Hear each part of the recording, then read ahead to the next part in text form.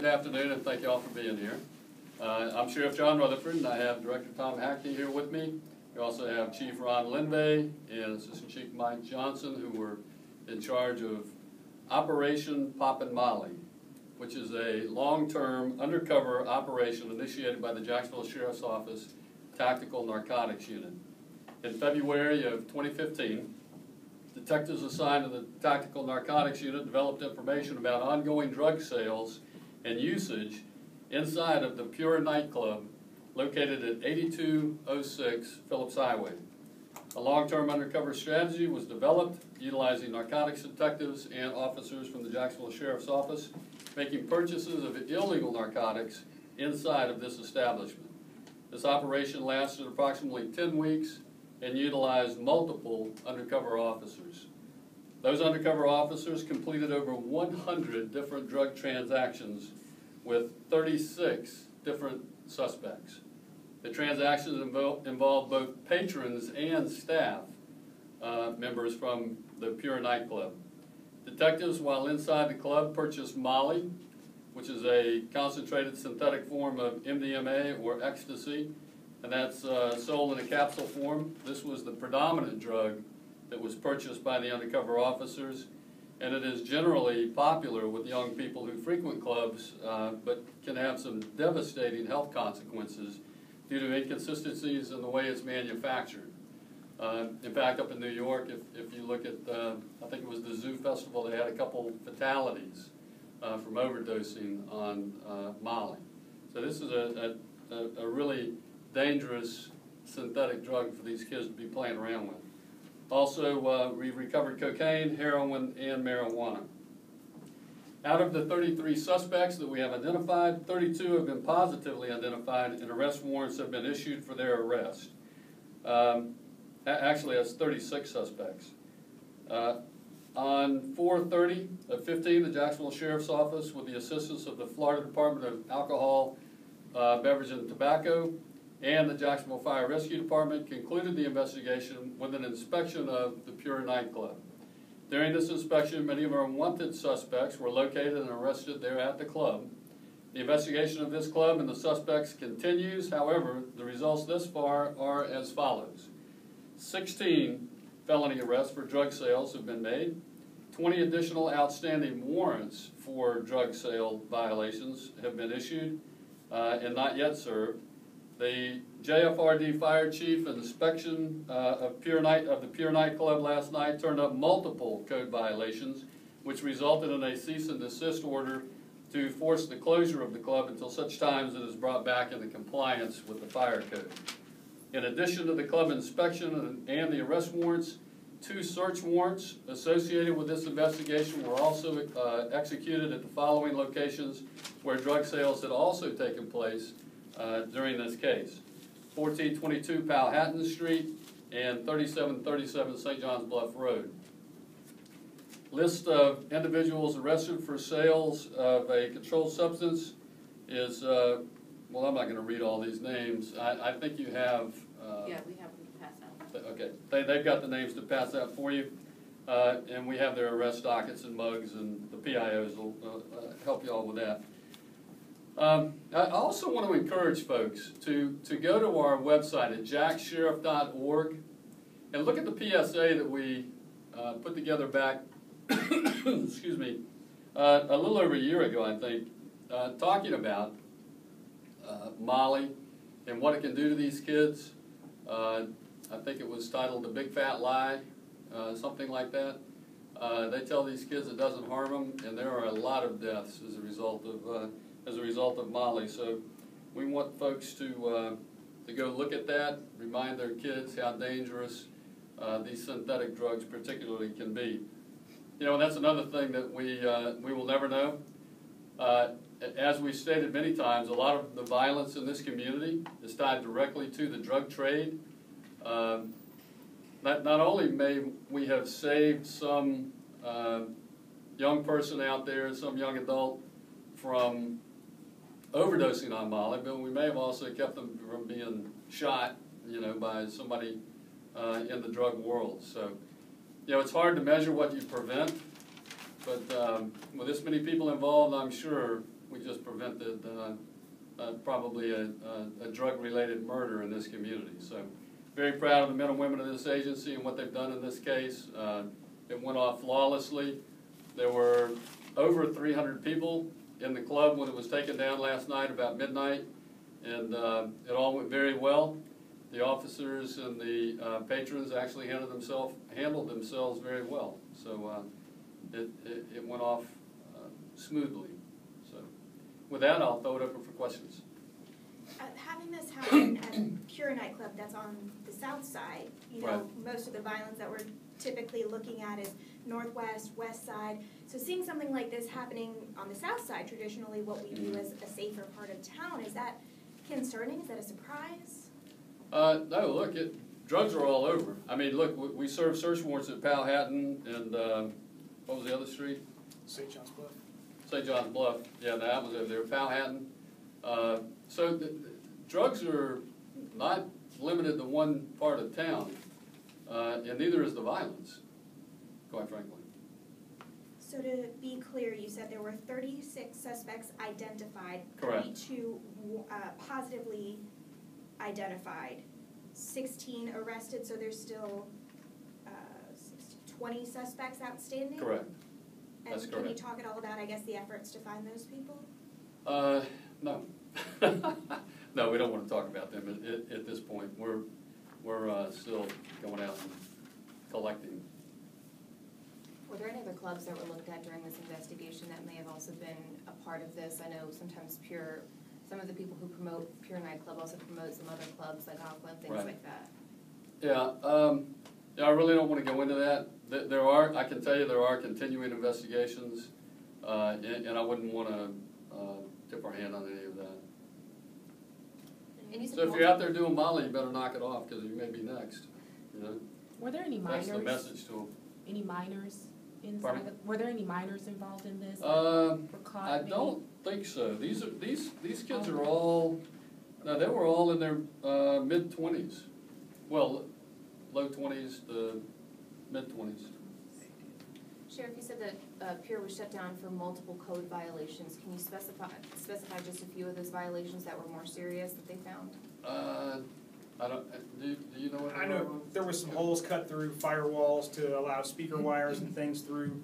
That's a code violation. There was some stage areas that had improper railings, and those are just a couple off the top of my head. There was a number of other violations that they noted as well.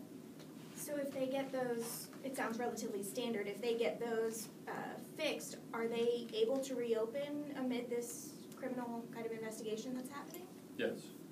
Yeah, they can reopen the business if they get all those violations fixed, yes. Is it your belief that the ownership of the nightclub was at all involved in what was happening?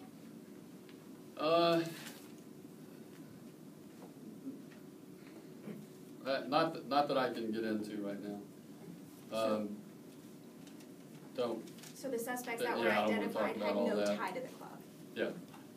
Is Yeah, it- the ones that we've made purchases from, we have made arrests, other than the 20 that we're still looking for.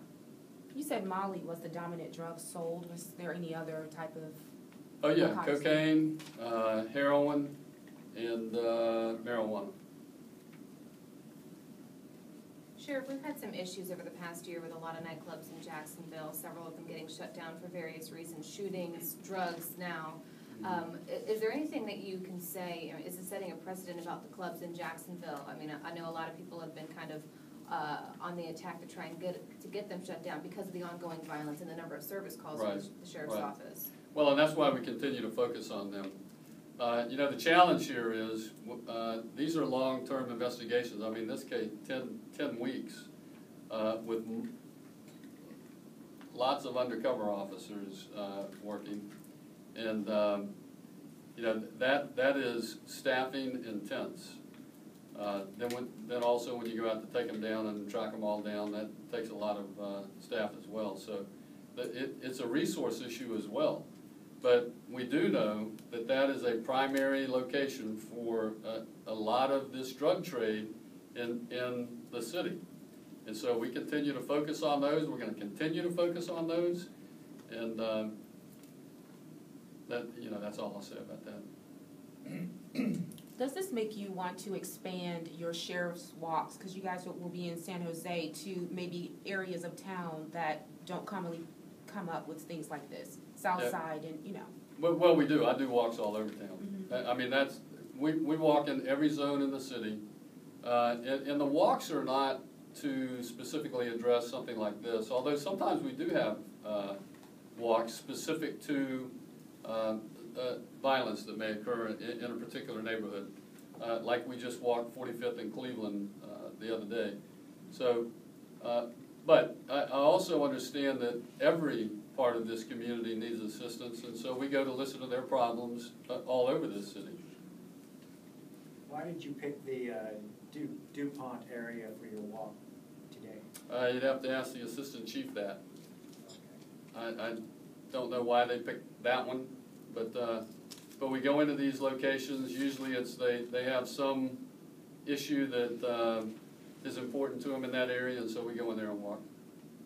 The 20 outstanding warrants that were issued, how did those come into play? Was it all the suspects that were identified, or? Yes, these were individuals that we made purchases from. And you said they were either patrons or people that actually worked at the club that were selling. Right. Some of the 20 actually worked at the club. Well, some of the 36. 4 of them. Four of them? Yes. Yeah, 4 of them actually. So there were suspects that were affiliated with the club? Oh yes, yes. 4. Had you ever investigated the club prior to this investigation? Not in an undercover capacity like this. All right. Any other questions? I've got a question, Sheriff. Okay. We wanted to just see if you had any comment to or response to the mayor's, I guess, accusations about the sheriff's budget and the increase in crime and tying all that together with the sheriff's office Yes. and with this officer. Let's see. I think I've got something here to address that. Okay. Look. First of all, when you look at a budget is not just revenue. A budget is also expenses. That makes up an operational budget. Revenue and expenses. Now, I heard that the mayor's office put out that they had increased my budget over the last 3 years, $48 million. Actually, they're wrong. It was $52 million. They messed up their math. But here's what they didn't tell people. Yes, they increased my budget revenue $52 million. They also, in just 2 budget categories, expenses, just 2, pension and workers' comp, they increased my expenses almost $59 million. So that's a $7 million cut, basically, because I've got to cover that difference. And that doesn't even include all the other central services accounts where I'm charged more than I had been the previous year as well. So it's even more than, a $7 million difference.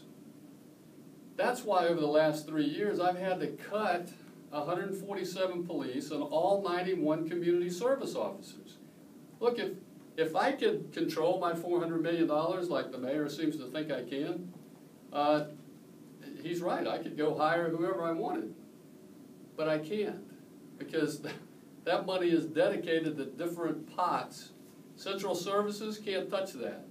Insurance can't touch that. I mean, I've got about somewhere around $8 million of operating funds that we can actually do something with. The rest of it, hey, look, it's obvious. If I could go out and hire 80 officers right now with my budget, don't you think I would do that? So you got to know how budgets work. You can't just look at the revenue side. And I think that's evidence that somebody over there doesn't know what an operating budget is. They're just looking at revenue. They're not looking at expenses. And by the way, they control most of the expenses in my budget. So all of the central service charges. So I have these numbers for you. Leslie's got them back there. She can give it to you and give you the actual the actual numbers. And I only added up the two, the pension and the workers' comp. I didn't even go through and do all the other increases in every central service account. Do you think, in your opinion, that the next sheriff coming in your place will have the same issue budget-wise with the mayor's office or with the city of Jacksonville in its efforts to fight crime? Well, I hope not. Look, I heard the mayor yesterday. Sounds like he's concerned about public safety now, and that's a good thing. And I'm hoping that now he'll want to restore those 147 police officers that have been cut in his last 3 budgets, and all 91 community service officers, and that he will work hard with me to get those resources that we need to hire those officers. But to say that I have a budget of $400 million and I can spend it however I want, that tells me again he doesn't understand the city's budget, because I can't. Another question about drugs and crime. Sure. Would you say Operation Ceasefire was successful, or did it fail in its last attempt? Oh, it was very successful. In fact, I think in that it was a 45-day period, I believe, and we drove, I want to say violent crime went down over 50% in that 45-day period. So it was very successful. And again, that's the challenge that we face, because as I told the councilmen and women last year when we put Ceasefire together, some of you guys are Peter and some of you are Paul, because I'm robbing Peter to pay Paul here, because I have to move people from one section of the city to protect another section of the city, because I don't have the resources to cover the entire city like we should, like we had back in 2010, 2009, 10, and 11. When we had the lowest murder numbers this city had seen going all the way back to 1971. Amazing reductions when we had the right resources. And, I will say, when we had all of the prevention and intervention programs of the journey that were all working hand in hand. We had the pastors involved. There were a lot of good things going on in this city, and before we started cutting all these resources after 2011.